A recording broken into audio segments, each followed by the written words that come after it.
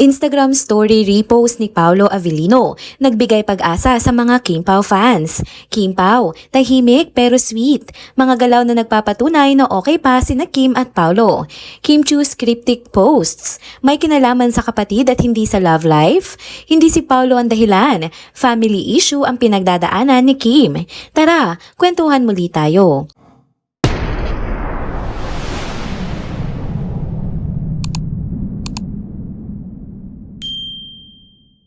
Hello mga ka-trenders! Welcome back muli sa ating channel. Kung bago pa lamang kayo dito, huwag nang kalimutang mag-like, mag-subscribe at i-hit na rin ang bell notification para lagi kayong updated sa mga balitang trending at napapanahon. Grabe itong mga nakaraang araw ha, kung fan ka ng Kim Pao, malamang na-stress ka rin kasi ang daming haka-haka, ang daming tanong at parang ang bigat ng hangin sa social media. Biglang may mga post si Kim Chu na ang lalim ng hugot, tapos parang ang tahimik pa ni Paolo Avellino. Ayun na nga, ang bilis kumalat ng chismis, may naging tampuhan nga daw ang dalawa. Syempre hindi na bago yan, sanay na ang fans sa mga ganitong moment, pero iba pa rin pag Kim Pao ang involved. Kasi hindi lang basta love team ang tingin ng mga tao sa kanila parang may something real. May something na hindi lang sa harap ng camera. Kaya nung pumutok yung issue na baka may hindi pagkakaintindihan sa kanila, ramdam mong naapektuhan ng buong fandom. Pero teka, hindi pa man tuluyan lumalamig ang balita, may bigla namang nangyaring simpleng bagay na naging malaking relief para sa mga supporters nila. Alam mo yon, yung IG story repost lang ni Paolo mula sa post ni Kim, kung tutuusin, normal lang yon. Nirepost lang naman niya yung update ni Kim tungkol sa serye nilang The Alibi. Pero para sa fans, di basta-basta ang ibig sabihin nun, kasi nga isa sa mga nakasanayan nilang gestures ni Paolo yon. Tuwing may tag sa kanya si Kim, automatic yan, may repost agad. Kaya nung nakita nilang nag-repost ulit si Paolo, kahit nasa gitna ng mga issue, parang ang daming nabunutan ng tinik. Parang sinasabi na rin ni Paolo silently na, guys, relax lang kayo, okay kami. Pero hindi pa dyan nagtapos ang kilig kasi isang araw lang ang lumipas, may isang fan na nag-upload ng video sa TikTok. At doon, kitang-kita kung gaano ka-gentleman si Paolo kay Kim. Simpleng kilos, simpleng gesture, pero punong-puno ng effort at care. Tipong inaalalayan niya si Kim, sinisiguradong okay siya, binibigyan ng space pero hindi siya iniiwan. At alam mo yung nakakakilig? Hindi yun OA, hindi scripted. Very natural, galing sa puso. Ayun, ang mga fans, todo react na naman. Ang dami nagsasabing, gentleman naman si Paolo kahit kanino Pero kapag kay Kim, iba. May dagdag na lambing, may halong something. Yung parang kahit hindi sila magsabi ng I love you sa harap ng camera, mararamdaman mo talaga. Kita sa kilos, kita sa mata, kita sa aura nilang dalawa kapag magkasama sila. At habang lahat tayo kinikilig, may mga fans din na hindi natigil sa pagtatanggol. Ang sabi nila, hindi si Paolo ang dahilan ng emotional post ni Kim kamakailan. Ang lumalabas pang ang balita, may kinalaman daw ito sa family matters. Kaya siguro ganun kabigat ang pakaramdam ni Kim. Hindi dahil sa love life, kundi dahil sa personal na bagay na ayon na niyang i-broadcast sa publiko.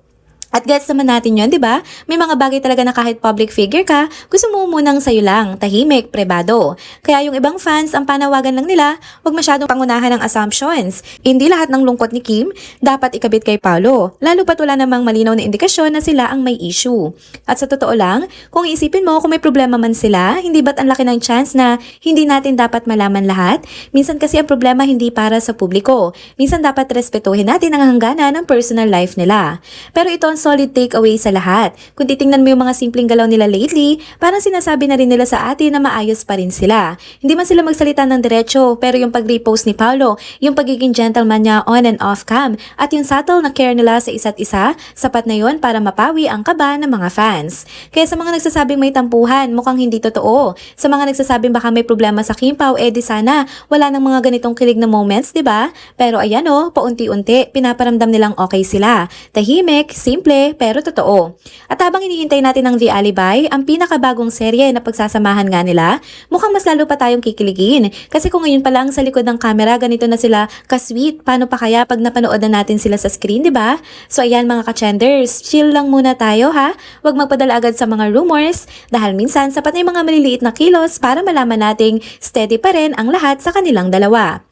Next topic naman tayo mga ka-trenders. Eto na, ang ating chinita princess si Kim Chiu. Nakipagkulitan na naman sa kanyang mga fans online. Alam nating lahat na may mabigat ngang pinagdadaanan lately si Kim Chiu, pero grabe, kahit ganon, pinipilit pa rin niya maging present para sa mga sumusuporta sa kanya. At eto na nga, sa gitna ng mga usap-usapan, may isang stolen photo na pinagkaguluhan ang mga fans online. Makikita nga sa picture si Kim na naka-t-shirt lang, lalaksang itsura pero sobrang seryoso habang nakatutok sa kanyang cellphone. Alam mong wala siyang kaalam-alam na kinukuhanan na pala siya ng picture sa likuran. So ayun na nga, isa sa mga fans niya, game na ipinost ang litrato at nilagyan pa ito ng nakakaaliw na caption na quote and unquote, spreadsheet yan, Kim, kumikita ba negosyo? Nakakatuwa, di ba? Parang ang dating seryosong-seryoso si Kim sa pag-check ng mga figures o business matters habang nasa tipping. Pero ang nakakatuwa sa lahat, sumagot nga mismo si Kim.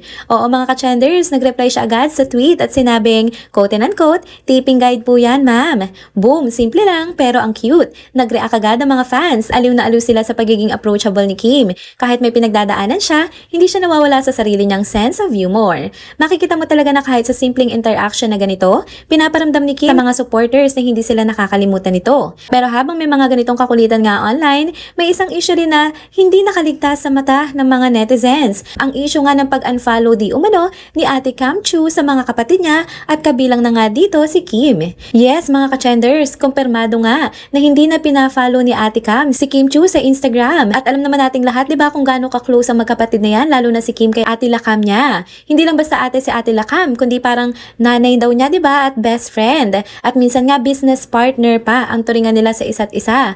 Kaya nung lumabas yung issue ng unfollowing, marami talaga ang nagtaka. Tahimik nga lang si Kim, wala siyang direktang sinasabi tungkol dito. Pero dun sa mga cryptic post niya this past few days, yung mga hugot, yung mga tila may pinagdadaanan, doon na rin nakakabit na maraming fans ang posibleng ang dahilan. Ngayon mas klaro na para sa marami, hindi pala si Paolo Avellino ang dahilan ng mga lungkot ni Kim, hindi pala tungkol sa love life, kundi mukhang pamilya talaga ang ugat ng emosyonal na pinagdadaanan niya. At para sa mga fans, mas mabigat pa pala ito, kasi ibang klaseng sakit, diba, ang galing sa sariling pamilya, lalo na kung dati sobrang close nyo, tapos biglang may tension o hindi pagkakaintindihan. Sa comment section, ang daming fans na nalungkot para kay Kim. Yung iba nag-express ng support, sinasabi na sana maayos sila magkakapatid ang anumang hindi pagkakaintindihan. Yung iba naman nag-alay ng dasal at panalangin kay Kim at sa buong pamilya niya. Pero ang pinaka-common na mensahe, pinaabot nila kay Kim na hindi ito nag-iisa. May mga tao pa rin na nandyan, sumusuporta at naniniwala sa kanya kahit tahimik siyang lumalaban sa mga personal na pinagdadaanan niya. At sa gitna nga ng lahat ng ito, isa lang ang masasabi natin, kahit gaano bigat ang pinagdadaanan ni Kim Chiu ngayon, hindi niya pinapalampas ang pagkakataon din na magbigay ng oras, magtrabaho pa rin at pasayahin ang mga fans niya. Kahit sa simpleng reply sa Twitter or sa X, kahit sa stolen photo na sinakyan niya ng biro, pinapatunayan lang niya na nandyan pa rin siya. Lumalaban, nagpapakatatag at patuloy na nagpapakita ng pagmamahal sa mga taong sumusuporta at nagmamahal sa kanya. And there you go mga ka-trenders, dito na po muna nagtatapos ang ating isa na namang trending video update. Salamat sa inyong pagsubaybay at pagsama sa akin hanggang sa dulo ng video na ito.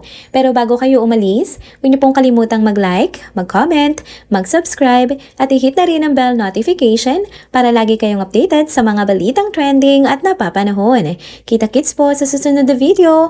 Paalam!